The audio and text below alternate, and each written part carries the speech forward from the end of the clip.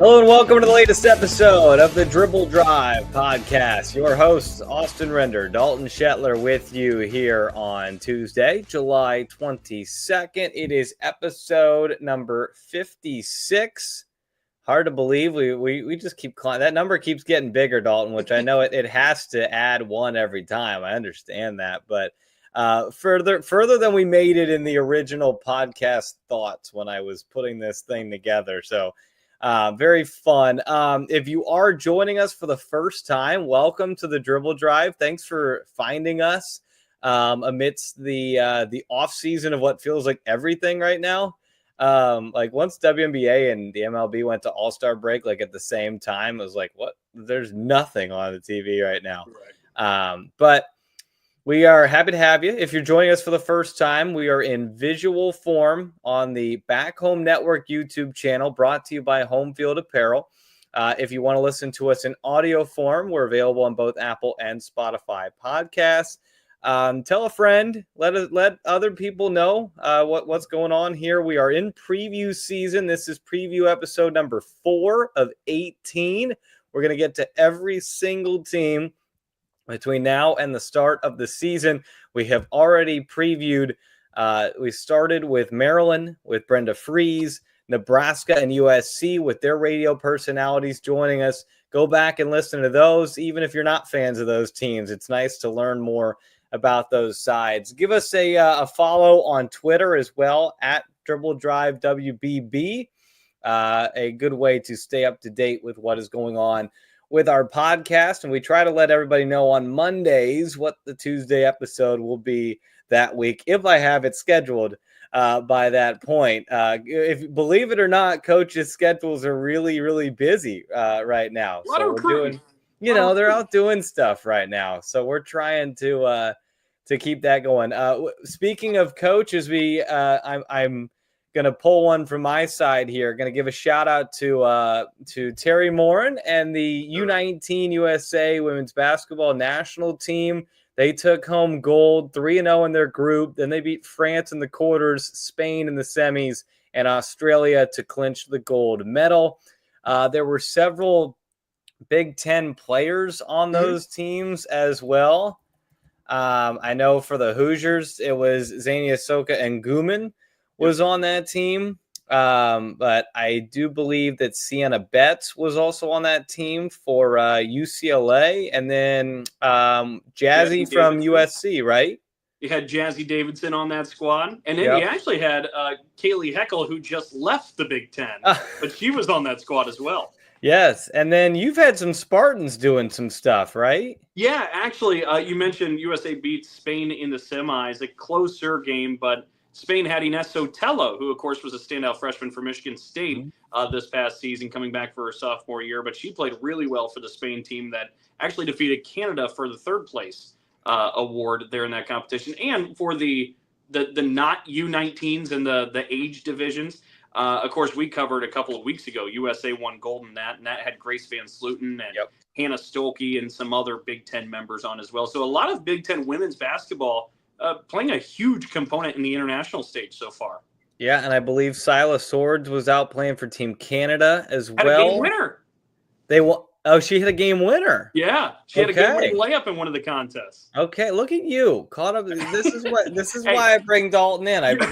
You said it's MLB, WNBA. Honestly, there's not a ton going on. I'm locked into international women's basketball. Locked into U19 international women's basketball. I love it. He's bringing the good stuff. He's also dressed to the nines. If you're listening to us on the podcast form, he looks quite dapper. I mean business when I talk Illini women's basketball. He does. Shirt and tie.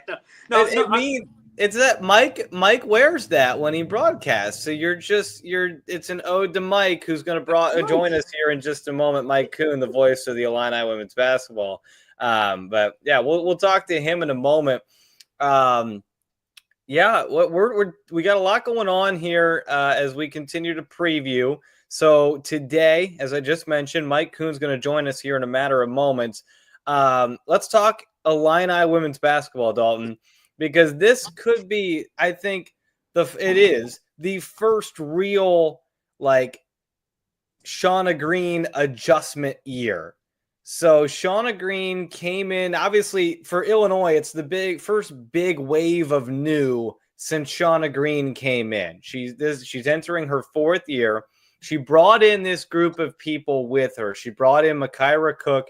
She brought in Genesis Bryant. She brought in Kendall Bostic, I think, came before she was there. I think before. Actually transferred from Michigan State. Yes. And then Adelia McKenzie was already there.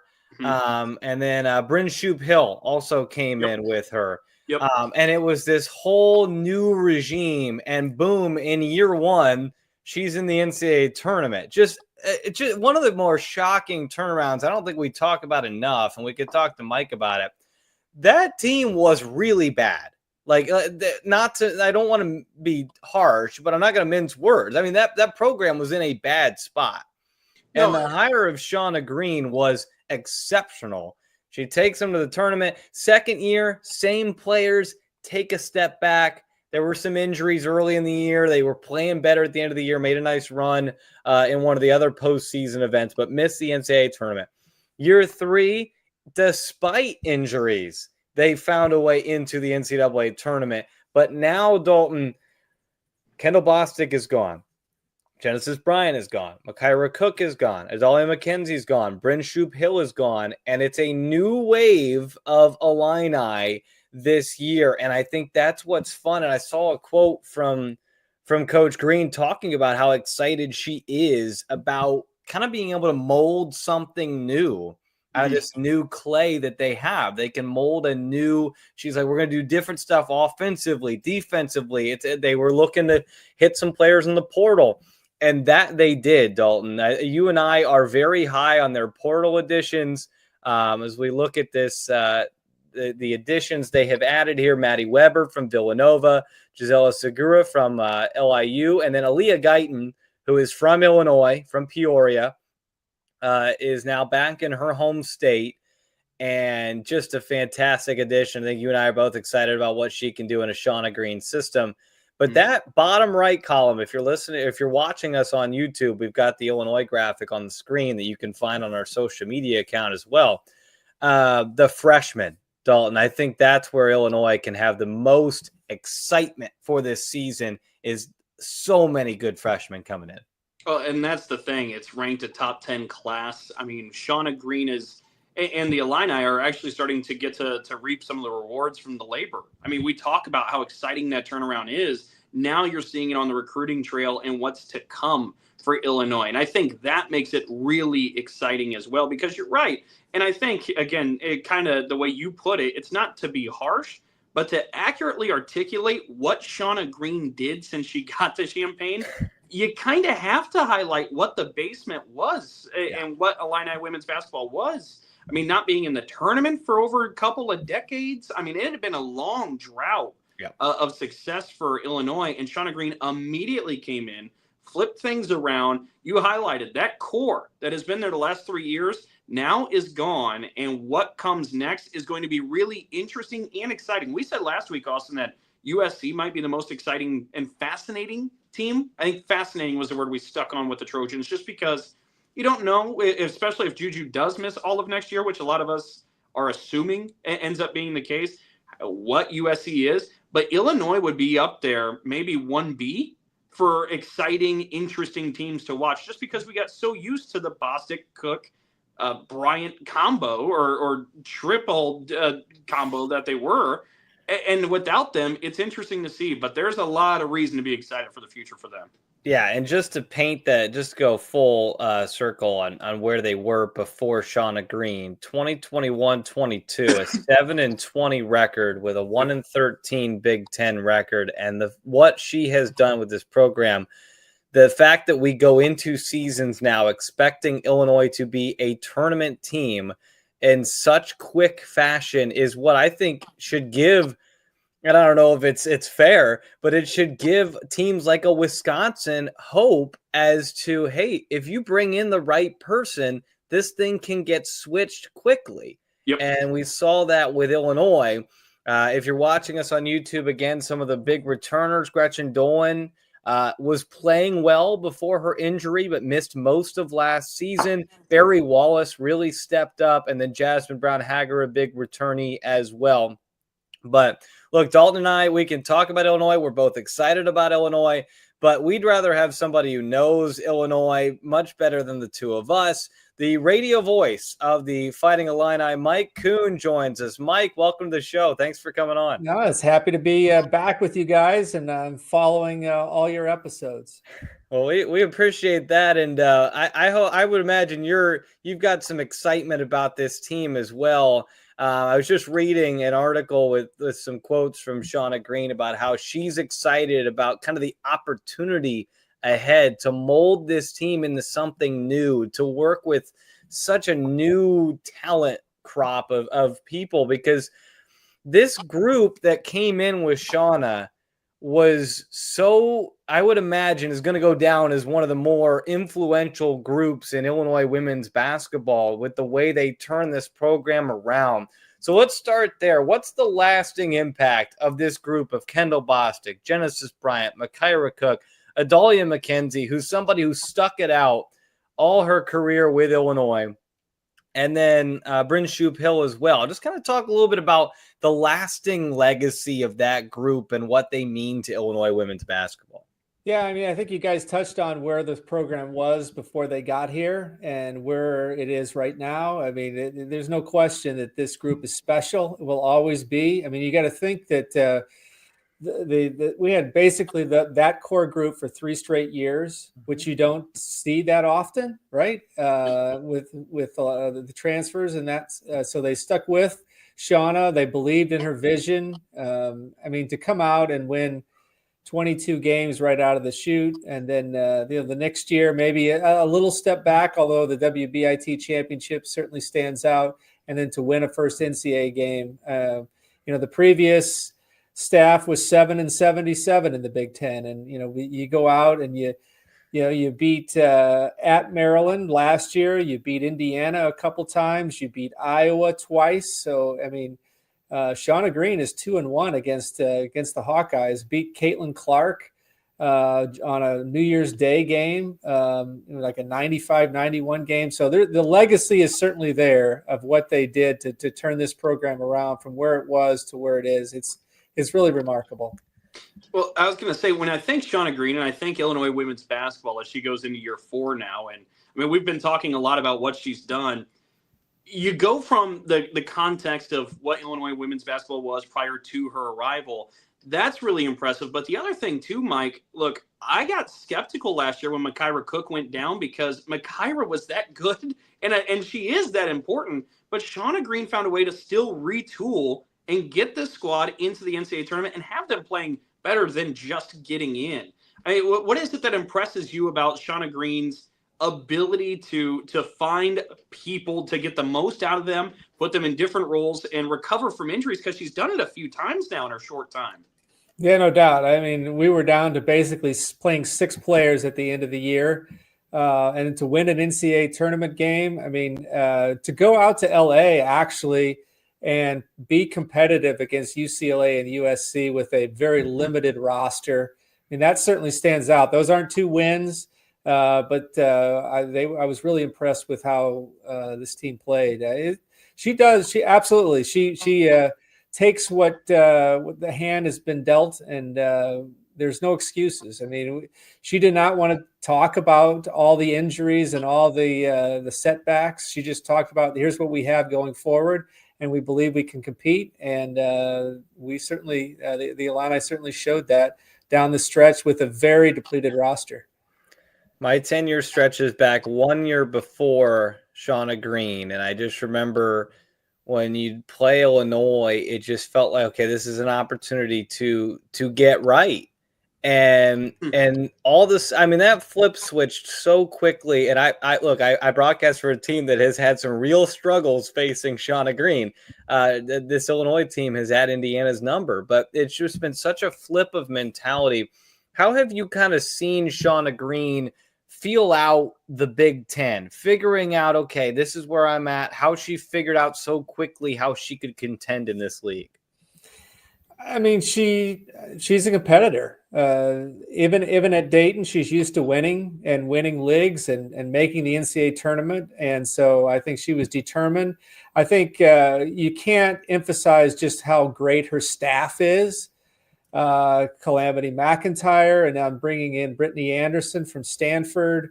Kat Beasley, we've already had one of her assistants has got a head coaching job at Akron. So she's built a really good staff, and it says a lot about her that Calamity was at Texas for 1 year, left Dayton to take a assistant job at a very good program, and left there after 1 year to come to Illinois. Then that's how much that Coach McIntyre believed in the vision that Shauna Greene has. Obviously we're going to talk a lot about the future for Illinois, and there's still a lot of reason to be excited about the Illini. But I do kind of want to ask you, because Austin and I were talking about in that core, and you mentioned too, it's rare you see that in college nowadays, but you had Kendall Bostic, you had Genesis Bryant, you had Makaira Cook. I mean, you had this core that stayed with you. What's kind of like the legacy-leaving impression of that core when you think of Illinois women's basketball? If you could put it in the right context for us. Yeah, I mean, they were competitive. And you look at all those players, and I would have to go back and think what they were ranked coming out of high school, but, not ranked huge. They weren't 4 or 5-star players coming out of high school. Certainly, Makaira probably had the best pedigree in her years at Dayton. Genesis Bryant saw limited minutes and a very good NC State team before coming in. So, but they came in, as I mentioned, believed in the vision. They're great athletes. And if you take a look at, Kendall Bostic, if you have a video about how to rebound, Kendall Bostic is the one you want to watch. I mean, she's barely above 6 feet, yet she's one of the all-time leading rebounders in Big Ten history. So they worked hard. They believed in what was happening here, and they were determined to do whatever it took to win.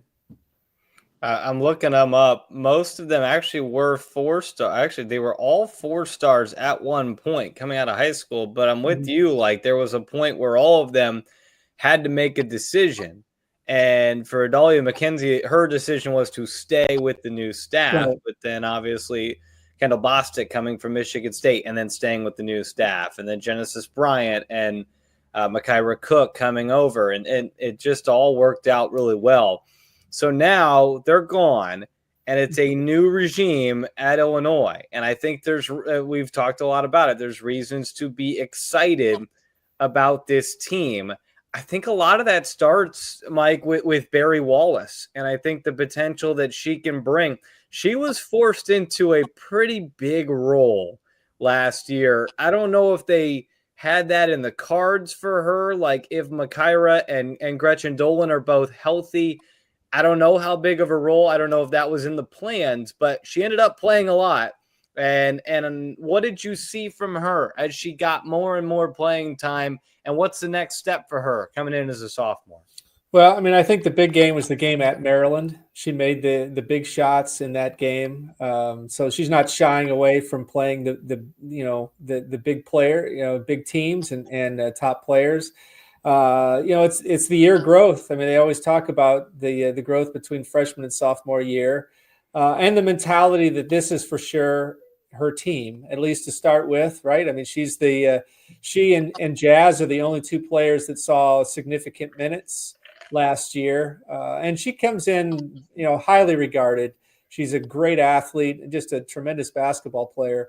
As I was trying to look at our roster and say, well, who is going to start of all the players, the one that you can pretty much guarantee is going to be Barry Wallace will be in the starting lineup. However the rest of the lineup goes, we'll have to wait and see. But this will be Barry Wallace's team, and it'll be a big transition. But she stepped in when she had to, when Makaira went down, and we had some other injuries along the way, and you could just see her confidence grow as the season went along.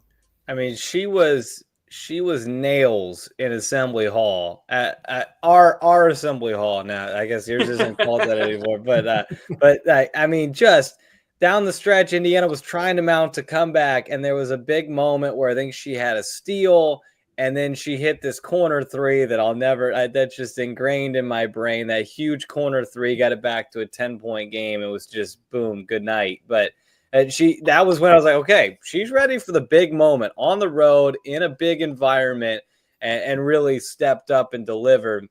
And you mentioned that the rest of the starting lineup. Who are you expecting to be alongside her in that backcourt? You bring in Aaliyah Guyton, you bring in Maddie Weber, Gretchen Dolan, hopefully back and healthy. You mentioned Jasmine Brown-Haggard as well. Who's the sidekick to Barry Wallace on this year's Illinois team? Yeah, it's a good question. I think that the coaching staff is really high on Maddie Weber. You kind of think Adalia McKenzie, defensive stopper, a big motor, works, goes 110%. And so, she might be that three player potentially alongside Barry Wallace. I think the point guard of the future is certainly Destiny Jackson, top 30 5-star recruit out of Chicago, highly, touted player. So I would think that she would probably be the odds-on point guard, but you're putting a freshman into the point guard. And then, we had the advantage of having two players that enrolled early, Sierra Parchment and Erica Finney, and they practiced and played with this team all second semester. So I would expect Sierra to really be the anchor inside, and we don't know Letty Vasconcelos, right? I mean, she was 6'7".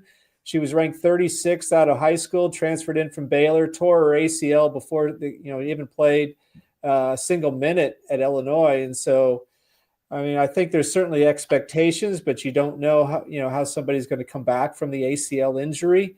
So, I mean, there's certainly some pieces around. This will be, I would say, a more talented overall top to bottom team than we've had in the past, but there's a lot of unknowns with freshmen. And you mentioned Aaliyah Guyton as a sophomore coming in. I would expect her to be a factor very heavily into the rotation as well. So you say there's a lot of unknowns, Mike, but that's a pretty talented freshman class. And we can talk about that freshman class a little bit. And you talk about the talent just overall, really big. You bring in Maddie Weber, you bring in Aaliyah Guyton, you have these freshmen. But you mentioned we don't really know much about Letty. And with the void that is there with one of the Big Ten's all-time best rebounders, Kendall Bostic, being gone, is that the biggest area of concern? And is that a community effort? I mean, it's hard just to replace Kendall Bostic, one of the greats the program's seen. No, there's no question about it. But I think that we've got depth at that position. I mean, we said that last year, right? We brought in Letty. We thought that's going to solve the issue. But when she gets hurt, then all of a sudden things change around. But Manuela Alves and Sierra Parchment and Letty. I mean, I think between those three inside, there's a lot of talent there. So I mean, I think. We talk unknown, but I can't remember when Illinois has had a true post player. I mean, Kendall Bostic was, as we said, is tremendous rebounder, scorer, did it all, but very undersized. And so now I think for the first time, and maybe since, I don't know, I couldn't tell you when, maybe since the Jenna Smith, that we've had somebody that we've got a little size and some depth in the post. But they're young, and it'll be interesting to see what happens. Another unknown might be, you mentioned Letty coming back from injury, Gretchen Dolan as well, another player that I would imagine they have high hopes for. What was working for her early last season and that showed you that she was kind of ready to take that next step? She's a north-south type player. I mean, she attacks the basket. She passes well, played very great defense for a freshman.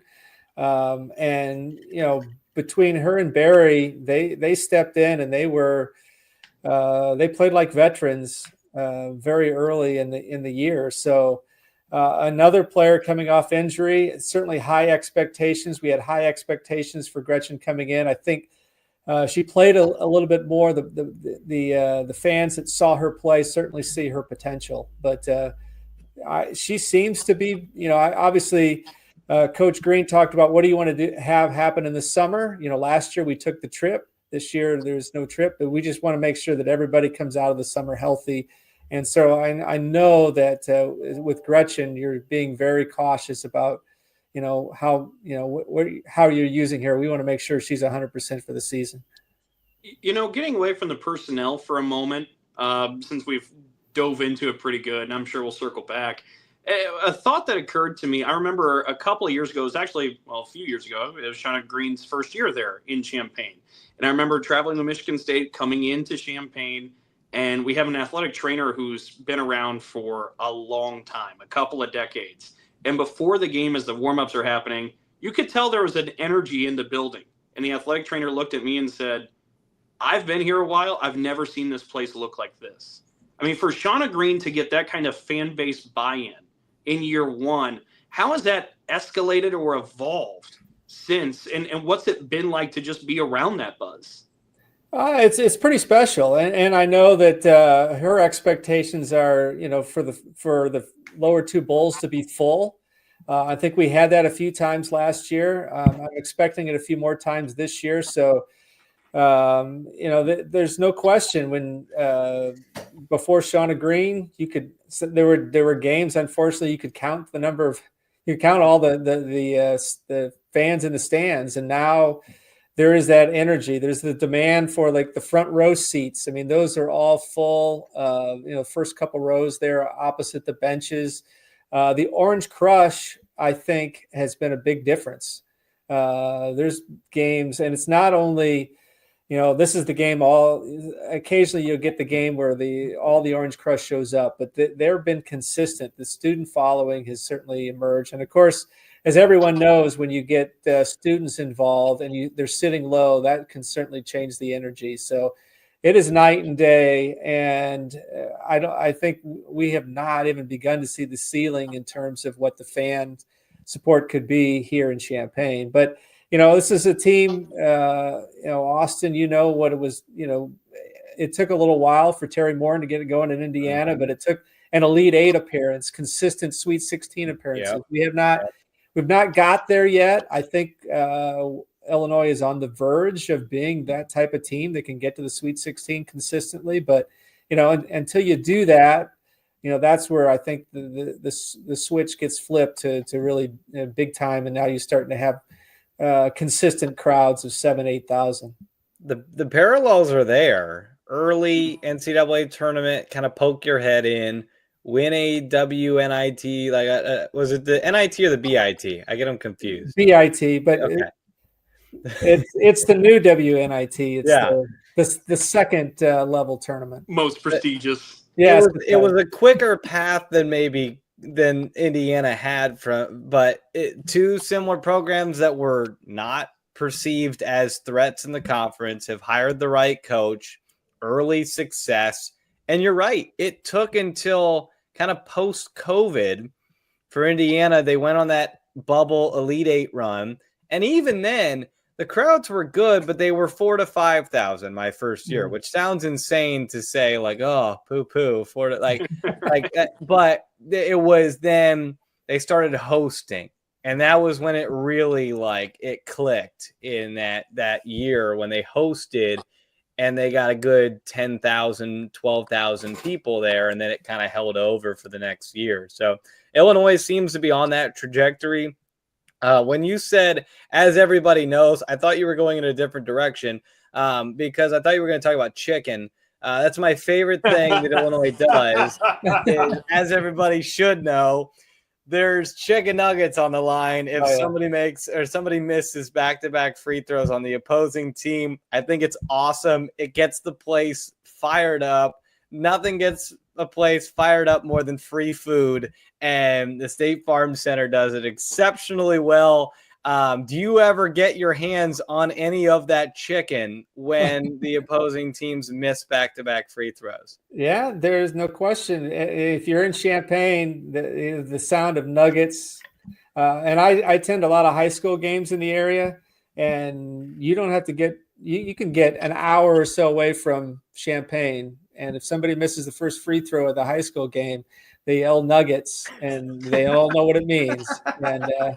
And so that is one of the better marketing promotions that we've ever seen at Illinois. The best part is that your public address announcer really leans into it too. It's like Nugget, and it's like, I mean, it's just, I can't help but laugh anytime I'm there because it's wonderful. I'm excited we get to go back this year, and hopefully we're not playing for any Nuggets. That means my Hoosiers are making free throws. But I mean, how often does it happen? Do you feel like it happens every other game, every third game, every game? How often do you get Nuggets?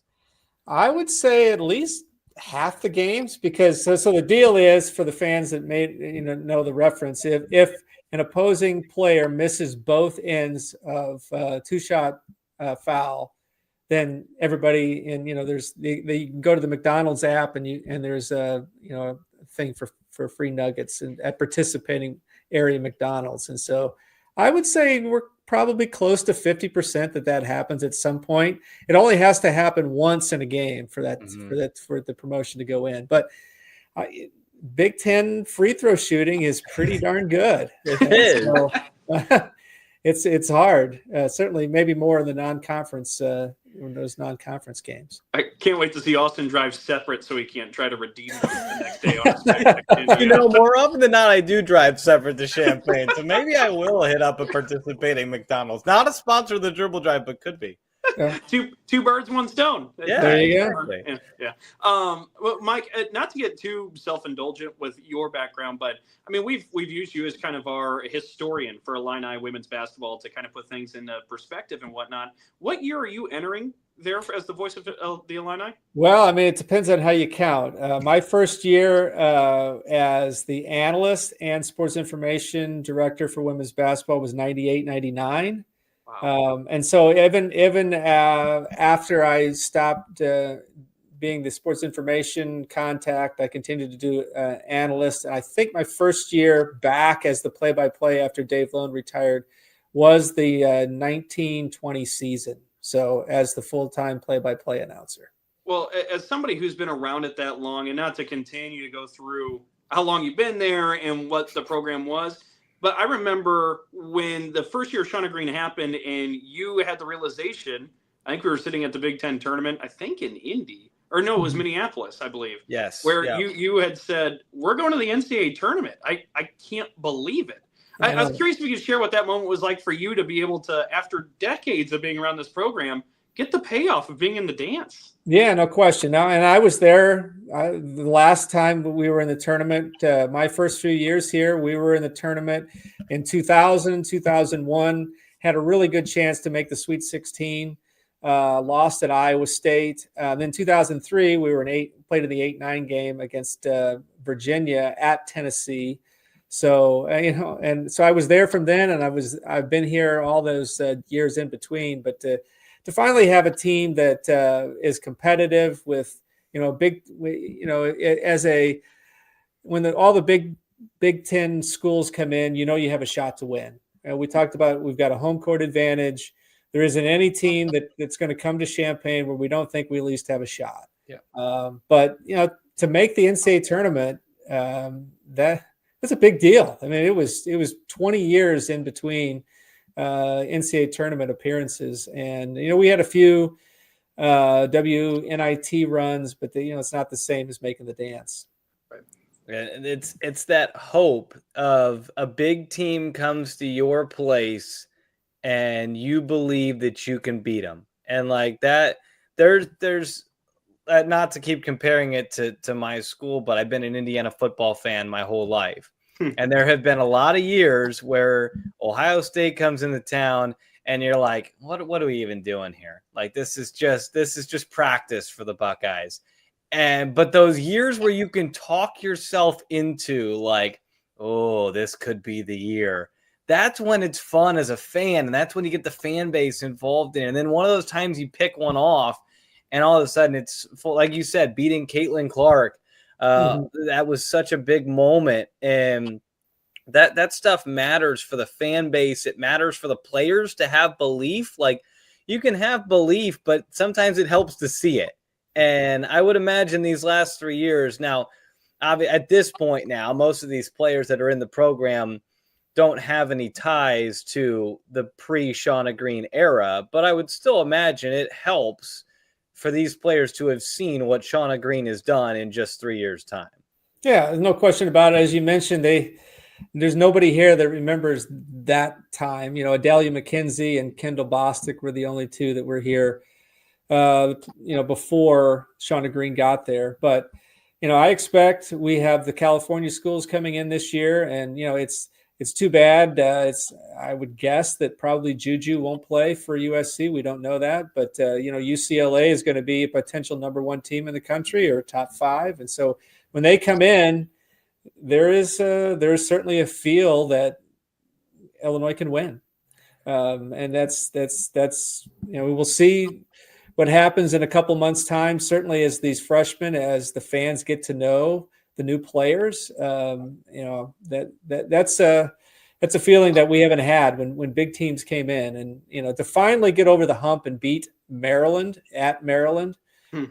Illinois had never beaten Maryland prior to that game, so those are always hurdles that you have to get over if you're going to be a winning team.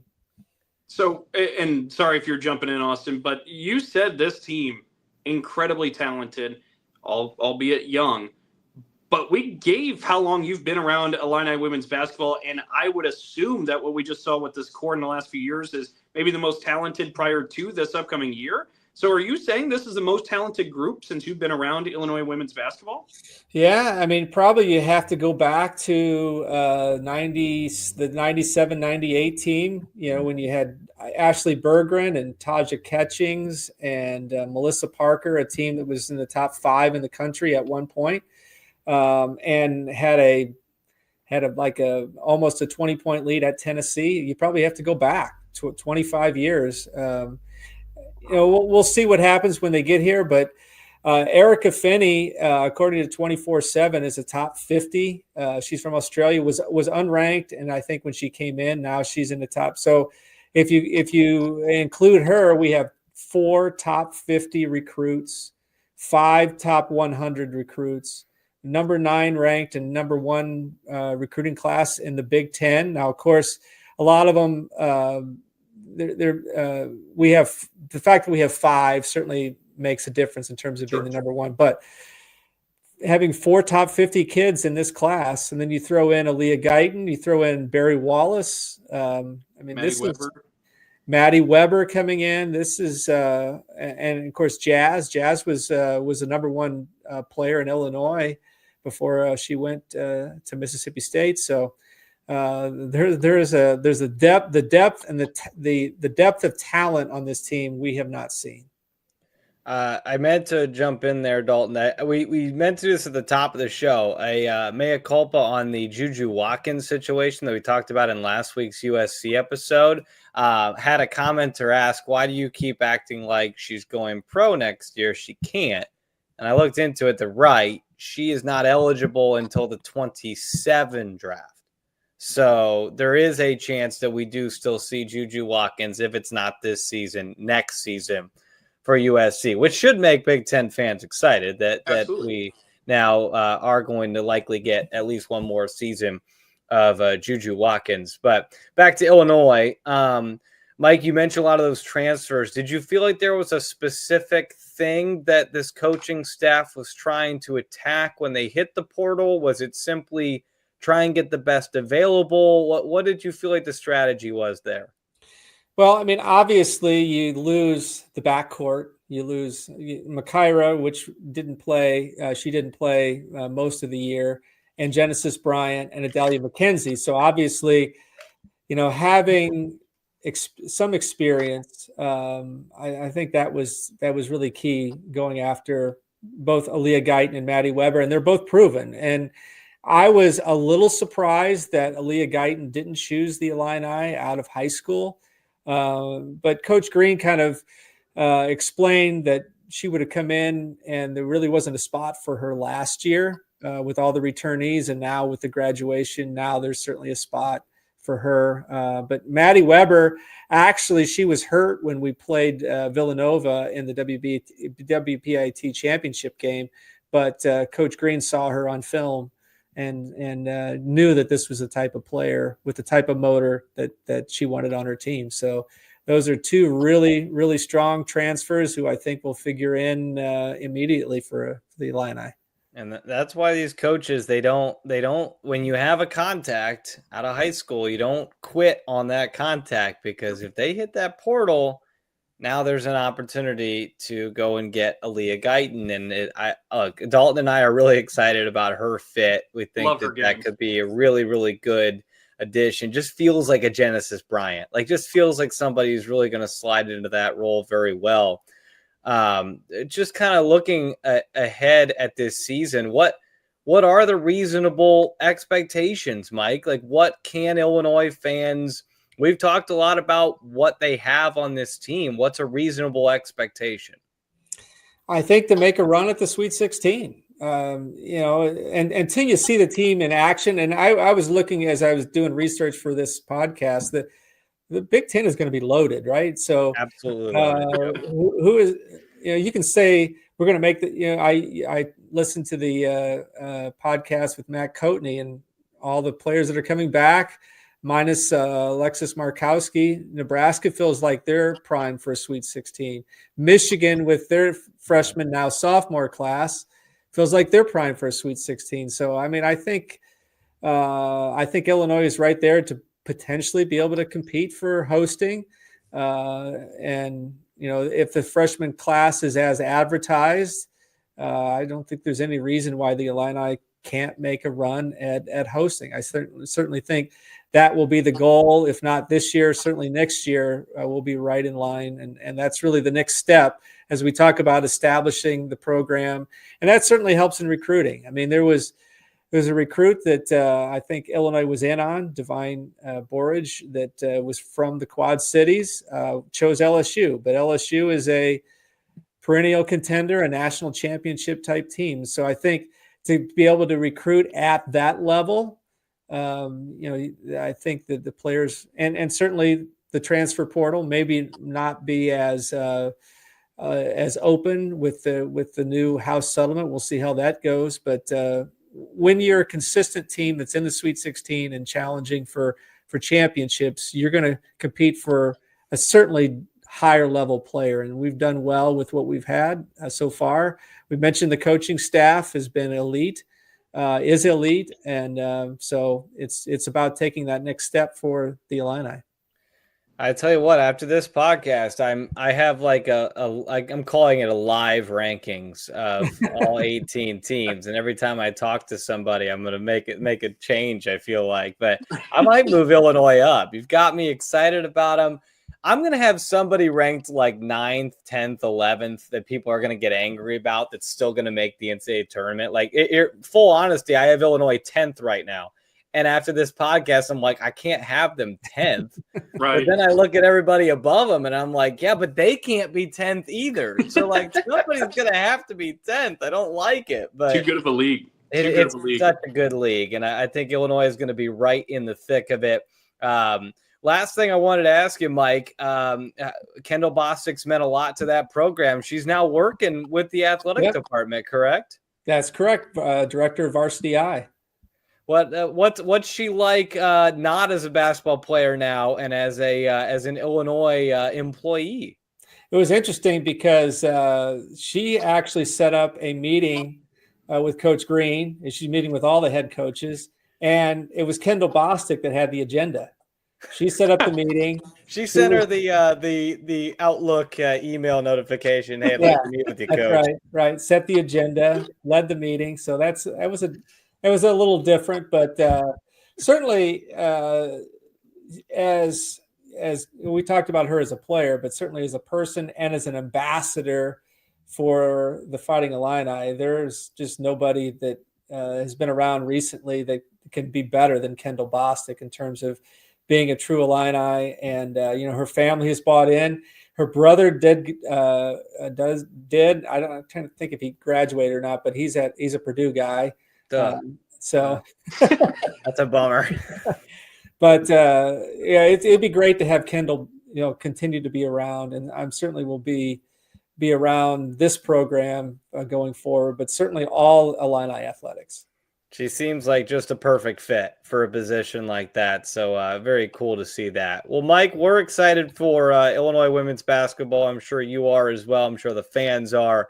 Thanks for coming on and detailing what this team's going to look like. Great insight as always. We look forward to chatting with you during the season. Yeah, I mean, anxious to see what the schedule is going to be like. We have a return trip to Florida State. We have a return trip to Oregon State on the horizon. We know that. And that will be a separate trip than our trip out to Oregon and Washington. So there'll be 2 trips to the Pacific Northwest for the Illini this year. Oh, man, Illinois, Florida State could be a lot of fun there, as it was last year early in the season. Could be a lot of fun again this year. That's Mike Koon, the voice of Illinois women's basketball. Mike, where can people find you throughout the season?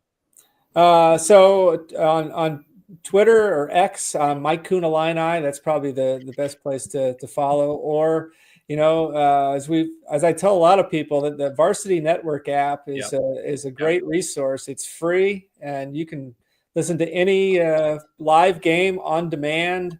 So if you want to listen to the Illini, the Varsity Network app is a good way to do that. I listened to Mike a lot on the Varsity Network app last year. It's so handy. Too, actually. It's so handy to just be able to click between all the games. And when there's 2 Learfields playing each other, you can swap back and forth. So I can listen to all my friends calling the games. So if there's a call, one person is happy with the call, great call. The other one is like, that's a terrible call. Yeah, sometimes I like to go back and forth to see if it's you versus Matt Coatney. I want to hear what Matt's saying. I want to hear what Mike's saying. I want to get both sides of it. But you guys are awesome. And Mike, thanks for joining us. Sure. Reminder, everybody, we are on the Back Home Network YouTube channel. Find all of our stuff in video form there, all our graphics. Well, we'll be back next on the docket for us to hit a preview. They're very intriguing this year. We'll talk about them next week. Until then, for Mike Koon and Dalton Shetler, I'm Austin Render.